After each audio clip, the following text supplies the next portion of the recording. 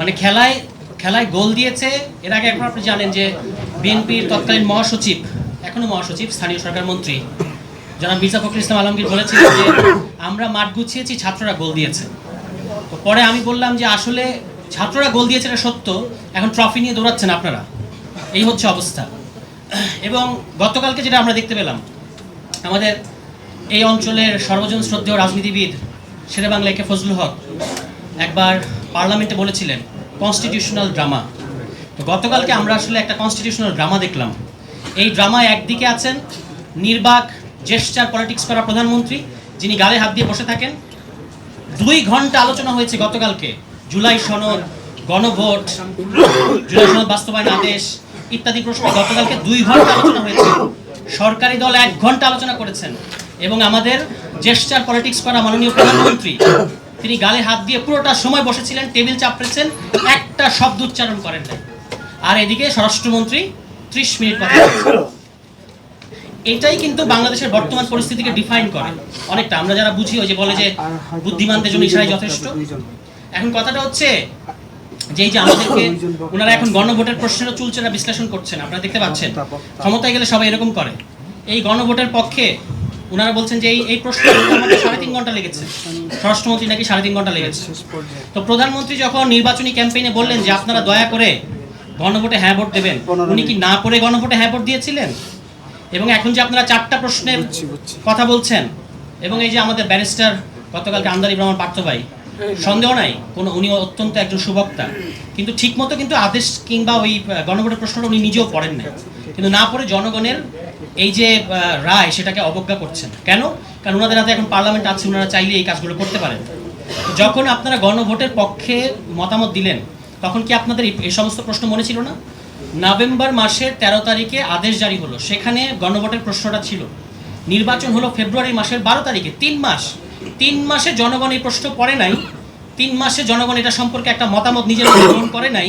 কিন্তু ওনারা যে নির্বাচনের 5 দিন আগে ইশতেহার ঘোষণা করেছেন, এই ইশতেহার পরে নাকি জনগণ তাদেরকে ম্যান্ডেট দিয়েছে। আচ্ছা, কিসের ম্যান্ডেট দিয়েছে? ওই যে দেখবেন পার্লামেন্টে তারা আলোচনা করছে 51% আর 70%।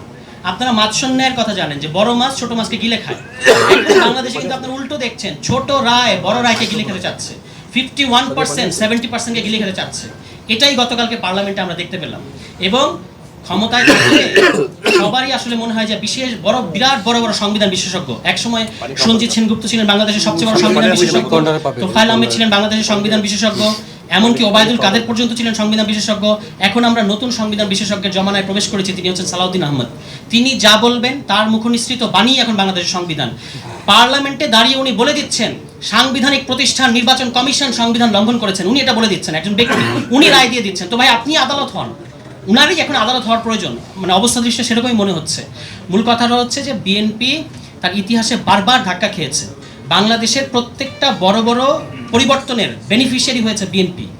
আবার তাদের ইতিহাস আছে যে যখনই ক্ষমতা হস্তান্তরের মুহূর্ত আসে তারা কিন্তু খেই হারিয়ে ফেলে। 96 সালে আপনি দেখবেন তারা আসলে জোরপূর্বক তত্ত্বাবধায়ক সরকার ব্যবস্থাটা তারা মানলো না, তারপর তারা 12 দিনের বেশি ক্ষমতায় থাকতে পারলো না, এরপর আবার তত্ত্বাবধায়ক সরকার ব্যবস্থা দিতে বাধ্য হলো। 2001-06 এসে আবারও তারা ওই যে বিচারপতির বয়স বাড়ানো, নিজেদের তত্ত্বাবধায়ক সরকারের নিজেদের লোক পাওয়ার জন্য বিচারপতির বয়স যে বাড়ালো, এবং তার ফলে ওই 14দশ সংশোধনীর ফলে আপনার এখানে লগি বৈঠা, আওয়ামী লীগ এখানে লাশের উপর নৃত্য করেছে, তাণ্ডব করেছে। এটার নাম দিয়েছে গণতন্ত্রের পুনরুদ্ধার। আর আওয়ামী লীগ আমলে বিএনপি যখন গণতন্ত্রের জন্য সংগ্রাম করেছে ওটার নাম কিন্তু ছিল জ্বালাও পোড়াও। বিএনপি এই সমস্ত ইতিহাস থেকে কিছুই শেখে নাই। এবং এরপরেও এই যে তারা এই 14দশ সংশোধনী করলো, লগি বৈঠা হলো, এবং তারপরে এই যে দীর্ঘ লম্বা ফ্যাসিবাদ, এইটার পরে বিএনপি যত তাদেরই একটা কাণ্ডের কারণে যে আপনার এত লম্বা সময় ক্ষমতার বাইরে থেকে ছিল, এখান থেকে কিন্তু তাদের কোনো শিক্ষা নেই। আজকে তারা যে মানে আমি বলবো যে চাতুরি রাজনীতিটা করছে, যে এখন দেখবেন তারা খুবই জুলাই সনদ তারা অক্ষরে অক্ষরে মানবেন।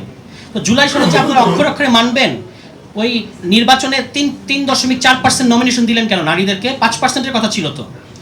তো বুঝলাম জামায়াত ইসলামী কিংবা বিরোধী দল 5% দেন, আপনারা দিয়েছেন, কোথায় অক্ষরে অক্ষরে মানলেন? আপনারা তো 5% দেন নাই, ইতিমধ্যেই তো ভায়োলেট করে বসে আছেন। আসলে তাদের জন্য জুলাই সনদটাও এখন হয়ে গেছে একটা পলিটিক্যাল অস্ত্র, এই অস্ত্র দিয়ে তারা কি করবে? গণভোটকে তারা গায়েব করে দিবে। আপনারা এটা এখন আর কিন্তু এই অভিযোগ করে লাভ নাই যে বিএনপি জুলাই সনদ মানবে না বা বিএনপি জুলাই সনদ মানতে চায় না। এটা বললেই তারা বলবে আমরা তো জুলাই সনদ অক্ষরে অক্ষরে বাস্তবায়ন করব। কিন্তু তারা যেটা এখন যে খেলাটা তারা খেলতে যাচ্ছে সেটা হচ্ছে তারা গণভোট বাস্তবায়ন করবে না। গণভোটে 4টা প্রশ্ন জনগণ বুঝে না, গণভোটে এই প্রশ্ন তারা বুঝে না, এই কথাগুলো তারা এখন বলা শুরু করেছে। একটু মনে করে দেখেন 1991 সালে যখন বেগম খালেদা জিয়া গণভোট দিলেন, সেখানে সংবিধানের 16টা অনুচ্ছেদের ব্যাপারে মতামত দিতে বলা হয়েছিল জনগণকে। তখন কি আপনাদের এই সমস্ত প্রশ্ন মনে ছিল না? তখন আন্দালিব রহমান পার্থ এত বয়সে এত ছিল না বলে হয়তো এই প্রশ্নগুলো তিনি করতে পারেন নাই। ভাগ্য ভালো বাংলাদেশের যে তখন আন্দালিব রহমান পার্থ ছিলেন না, নাহলে এই প্রশ্নগুলো করতেন তিনিও। এবং সংবিধান ছুঁড়ে ফেলার কথা মানে আমরা বলি এই কারণে আমরা নাকি স্বাধীনতা বিরোধী। গতকালকে তিনি এই কথাটা বলেছেন। আপনি তো 1 বছর আগে সংবিধান ছুঁড়ে ফেলার কথা বলেছেন, এত দ্রুত ভুলে গেলে হবে? এবং বেগম খালেদা জিয়াও এই কথা বলেছেন। এখন বিএনপি আসছে আমাদেরকে বলতে যে না, বেগম খালেদা জিয়া সংবিধান ছুঁড়ে ফেলতে বলেন নাই, তিনি সংশোধনী ছুঁড়ে ফেলতে বলছেন। আমি নিজ কানে শুনতে পাচ্ছি বেগম খালেদা জিয়া সংবিধান ছুঁড়ে ফেলার কথা বলছেন, কিন্তু বিএনপির যারা এই যে এখন যে 72 প্রেমী যে অ্যাক্টিভিস্টরা আছে, 72 প্রেমী যে অ্যাক্টিভিস্ট তৈরি হয়েছে, তারা এখন বলছেন না, সংশোধনী ছুঁড়ে ফেলার কথা বলেছেন তিনি। এটা হচ্ছে বিএনপি হলো 72 সংবিধানের মধ্যে ছোট ভাই। বিএনপি কিন্তু যতই বলুক বাংলাদেশি জাতীয়তাবাদী, বিএনপিও বাঙালি জাতীয়তাবাদী রাজনীতিই করে, নাহলে 72 সংবিধানের জন্য এত প্রেম থাকবে কেন তাদের?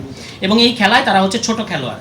এখন আওয়ামী লীগ নাই, তারা খুব বড় খেলোয়াড়ের একটা ভঙ্গি নেওয়া শুরু করেছে আর কি। তো এই জিনিসটা, এই যে বাংলাদেশের জনগণকে হাইকোর্ট দেখানো, পার্লামেন্ট সভরেন, সালাউদ্দিন ভাই গতকালকে বলেছেন ষোড়শ সংশোধনীর রায়ে আদালত বলেছেন যে পার্লামেন্ট সভরেন না, কিন্তু তিনি গতকালকে খুব দম্ভের সাথে বললেন যে পার্লামেন্ট সভরেন। এই হচ্ছে ওনার আইন সংবিধান সংক্রান্ত বোঝাপড়া। কিন্তু বাংলাদেশে একটা শ্রেণী তৈরি হয়েছে যে এই বোঝাপড়ার পরেও তাকে নিয়ে মেতে থাকা, এটা মানে এটা আসলে ওই সংবিধান বিষয়ক তিনি এক্সপার্ট, এই কারণে কিন্তু মেতে থাকেন না। এটা ক্ষমতার পেছনে দৌড়ায় যারা আসলে তাকে নিয়ে মেতে থাকে, তারা যে তিনি ক্ষমতাবান এবং এই ক্ষমতাবান এখন যা বলবেন সেটা আমাদেরকে মানতে হবে, এরকম একটা জায়গায় গেছে। তো আমি শেষ কথা যেটা বলতে চাইবো সেটা হচ্ছে বিএনপির মানে 2/3 যে ব্যারাম, বাংলাদেশে 2/3 ক্ষমতা থাকলে, আসন থাকলে যে মানে উপসর্গ দেখানো শুরু করে রাজনৈতিক দলগুলো, বিএনপি এখন সেগুলো দেখানো শুরু করেছে। কিন্তু এত আগে শুরু করবে, মানে ক্ষমতায় আসার প্রথম দিন থেকেই, শপথ নেওয়ার সময় থেকেই তারা যে এই 2/3 দম্ভ দেখানো শুরু করেছেন, এটা বিএনপিকে কোথায় নিয়ে যাবে? আমি আপনাদেরকে বলে যেতে চাই আজকে যে এই যে প্রধানমন্ত্রীর নির্বাক জেস্টার পলিটিক্স, তিনি নিজের পানি নিজে খান, হেঁটে হেঁটে যান, অমুককে সালাম দেন, তমুককে সালাম দেন, এটা কিন্তু আপনাদেরকে উদ্ধার করবেন না। এই ম্যাজিক অতি দ্রুত হাওয়াই মিঠাইয়ের মতো শেষ হয়ে যাবে। তারপর আপনারা কি করবেন? এবং এটা বাংলাদেশের গতকালকে একটা ইতিহাস হয়ে থাকলো যে সংবিধান, আইন, গণভোট নিয়ে কথা হয়েছে সংসদে, উপস্থিত থাকা সত্ত্বেও দেশের প্রধানমন্ত্রী একটা শব্দ উচ্চারণ করেন নাই। এবং তিনি উপস্থিত থাকার পরেও স্বরাষ্ট্রমন্ত্রী বলছেন যে সংসদ নেতার পক্ষে আমি এই প্রস্তাব দিলাম।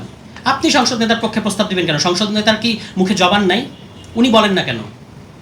দাঁড়িয়ে আপনি অন্তত 1 মিনিট এই কথাটা বলেন যে আমরা একটা সংশোধিত কমিটি করব বা সংশোধনী কমিটি করব, এই কথাটুকু প্রধানমন্ত্রী বলতে পারেন না। উনি শুধু হাসেন আর টেবিল চাপড়ান। কি একটা আশ্চর্য ব্যাপার! কোন জায়গায় আসলাম, কোন জমানায় আসলাম জানি না।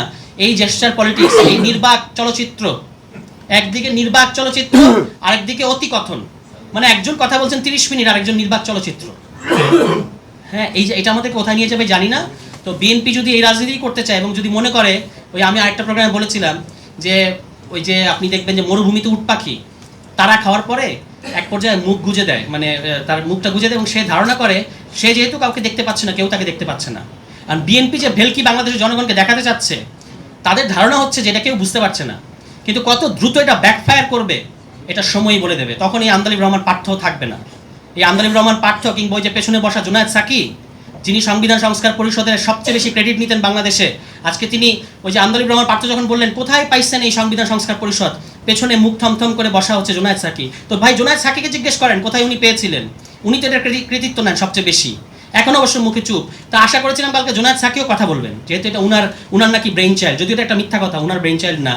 এই সংবিধান সংস্কার পরিষদ নাকি গণসংহতি আন্দোলনের রাজনীতি, এটা নাকি জুনায়েদ সাকির রাজনীতি। তো আপনি কালকে কথা বললেন না কেন?